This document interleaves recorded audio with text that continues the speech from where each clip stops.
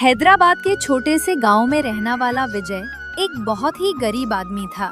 विजय अपनी पत्नी रमा और 2 बच्चों के साथ एक बहुत ही छोटे से घर में रहता था और जैसे तैसे कम पैसों में वह अपना गुजारा करते थे। ऐसे ही एक सुबह रमा रसोई में जब खाना बनाने जाती है तब वह रसोई में देखती है कि रसोई में अनाज बिल्कुल खत्म हो गया है। तभी रमा अपने पति के पास जाती है और उससे कहती है, सुनिए जी, घर में राशन बिल्कुल भी नहीं है। आज सुबह का भी खाना नहीं बन सकता। आप कहीं से कुछ पैसों का इंतजाम करके राशन ले आइए। मुझे तो समझ नहीं आ रहा, मैं करूं तो क्या करूं मालिक। ठीक से पैसे नहीं देता है। घर की परेशानी दिन पर दिन बढ़ती ही जा रही है और महंगाई का तो पूछो ही मत। ऐसी महंगाई में 2 समय का खाना कैसे खिलाऊं मैं? मुझे खुद बहुत लाचार महसूस होता है। देखिए, आप ज्यादा भी चिंता मत कीजिए। माना कि अभी हमारे हालात बुरे हैं, लेकिन वो कहते हैं ना कि दिन बदलते हैं। आज नहीं तो कल हमारे दिन भी बदलेंगे। हम भी इस मुसीबत से बाहर आएंगे। आप चिंता मत कीजिए, भगवान देख रहे हैं, भगवान सब ठीक कर देंगे। मुझे तो कहीं से कुछ भी ठीक होता नजर ही नहीं आ रहा है। जब विजय सुबह उठता हूँ तो यही सोचता हूँ कि आज का दिन कैसे निकलेगा, आज कितने रुपए कमा पाऊंगा। खैर छोड़ो, तुम परेशान मत हो। मैं जाकर देखता हूँ, अगर कोई इंतजाम हो जाए तो बता दूंगा, तो ले आऊंगा राशन। विजय इतना कहकर वहाँ से राशन लेने के लिए चला जाता है। विजय अपने मालिक सोहन कुमार के पास पहुँचता है और अपने मालिक से कहता है, मालिक, मुझे कुछ पैसों की जरूरत थी। इस बार की तनख्वाह भी आपने नहीं दी अब तक। अगर कुछ पैसे मिल जाते तो सही होता। खाम धाम तुझसे होता नहीं है और जब देखो पैसे मांग में आ जाता है। पैसे क्या पेड़ पर लगते हैं? अरे तुम जैसे गरीब लोगों को क्या हर किसी के आगे हाथ वालाना अच्छा लगता है क्या? चल निकल यहाँ से। ना तू मेरे पास काम करेगा और ना ही मैं तुझे पैसे दूंगा। बड़ा आया पैसे मांगने वाला, निकल यहाँ से। सोहन कुमार विजय को काम से निकाल देता है, जिसके बाद विजय काफी हताश और निराश हो जाता है। विजय को कुछ भी समझ नहीं आता कि आगे वो क्या करे और आगे अब क्या होगा। विजय उदास होकर जंगल के रास्ते से घर जा रहा था और वहीं थककर वो जंगल में थोड़ा सुस्ताने बजाता है और रोने लगता है। अब मैं क्या करूं? नहीं, अब मेरे पास पैसे हैं और मालिक ने भी अब मुझे काम से निकाल दिया है। मुझे कुछ समझ में नहीं आ रहा कि अब क्या होगा। मैं खाली हाथ घर जाऊं तो जाऊं कैसे? मेरे बच्चे, मेरी पत्नी सुबह से भूखे हैं, खाना भी नहीं खाया उन्होंने कुछ, और वो मेरा रास्ता देख रहे होंगे। और अभी भी मैं अगर खाली हाथ जाऊंगा। काफी परेशान वहीं बैठ जाता है। कुछ देर के बाद विजय को जोर से चिल्लाने की आवाज आती है।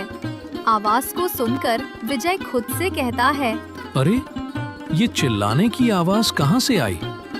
कहीं कोई मुसीबत में तो नहीं है? मुझे देखना पड़ेगा, अगर कोई मुसीबत में हुआ तो। विजय आगे चलकर देखता है तो वहाँ एक बूढ़ा आदमी गिरा हुआ था। विजय बूढ़े आदमी को देखकर उसकी मदद के लिए उसके पास जाकर उसे उठाने लगता है। बाबा, ठीक तो आपको कोई चोट तो नहीं लगी ना? आप यहाँ इस घने जंगल में क्या कर रहे हैं? बेटा, मैं बिल्कुल ठीक हूँ। मैं यहाँ से जा रहा था, लेकिन मैं रास्ता भटक गया। शाम भी हो गई है तो रास्ता भी नहीं मिल रहा। क्या तुम मुझे जंगल के बाहर ले चलोगे? जी बिल्कुल बाबा, चलिए मेरे साथ। मैं आपको इस जंगल से बाहर लेकर चलता हूँ। विजय बस बूढ़े आदमी को जंगल के बाहर सही सलामत किसी तरह ले आता है।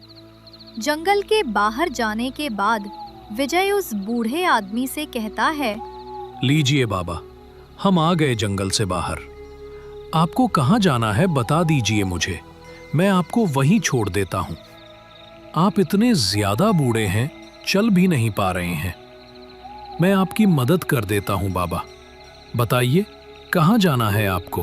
तुमने पहले ही मेरे लिए बहुत कुछ किया है। मुझे जंगल से बाहर लेकर आए हो।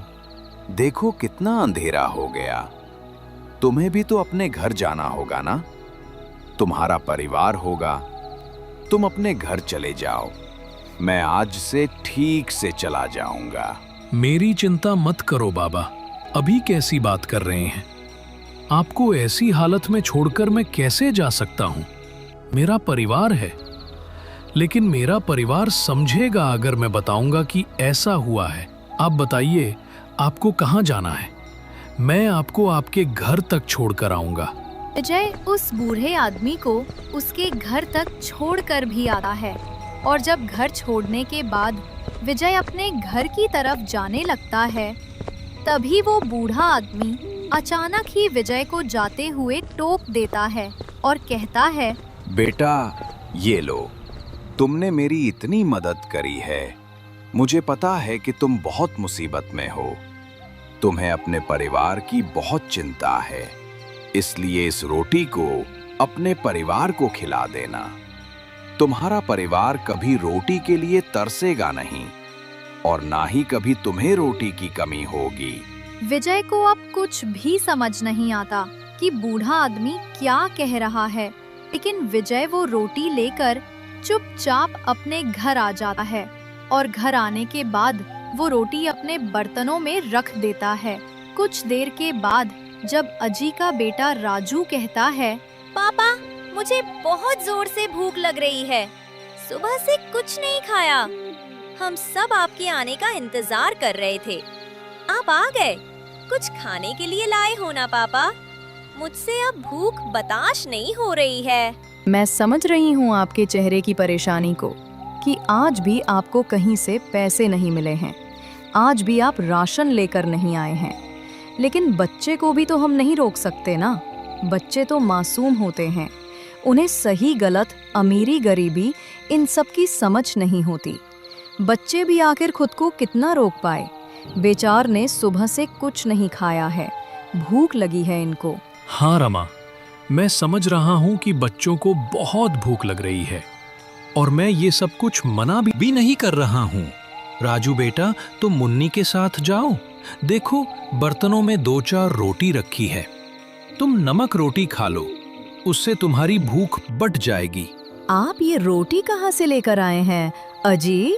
रमा को बता ही रहा होता है कि तभी राजू और मुन्नी जोर से आवाज लगाकर कहते हैं, माँ पापा, माँ पापा, पापा ये देखो, इसमें चिल्ली चिकन रोटी है, आप हमारे लिए इतना टेस्टी खाना लेकर आए हैं।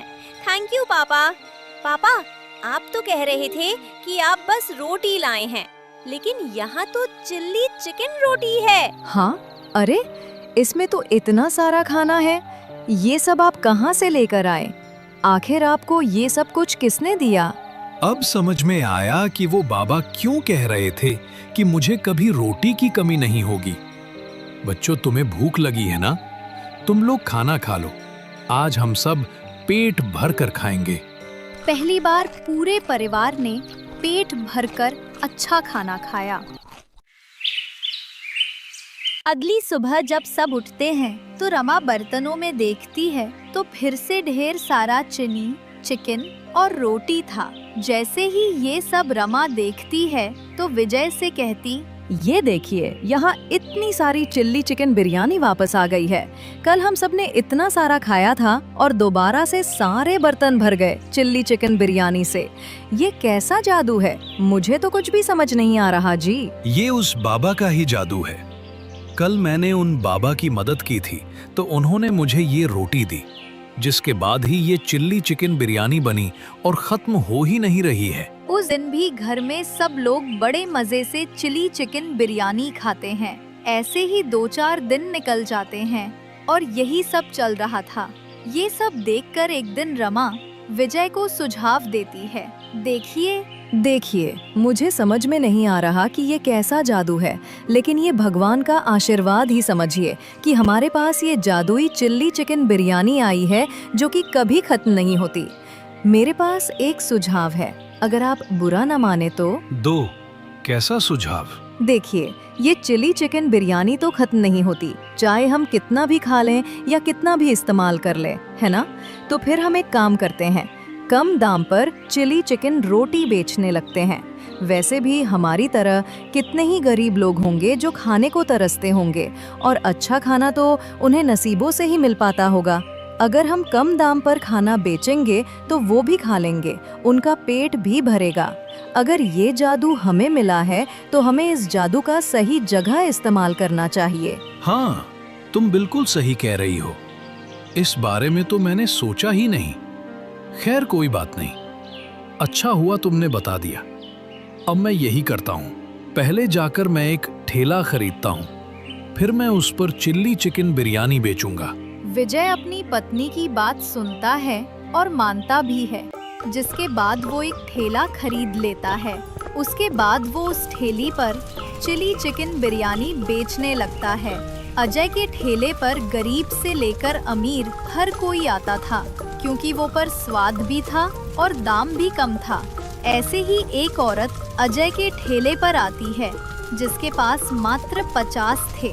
वो विजय से कहती है, भैया पहले ही कम दाम पर ये चिल्ली चिकन बिरयानी बेच रहे हैं, लेकिन मेरे पास तो वो दाम भी नहीं है आपको देने के लिए।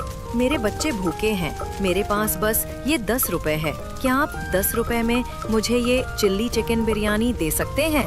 जी बिल्कुल।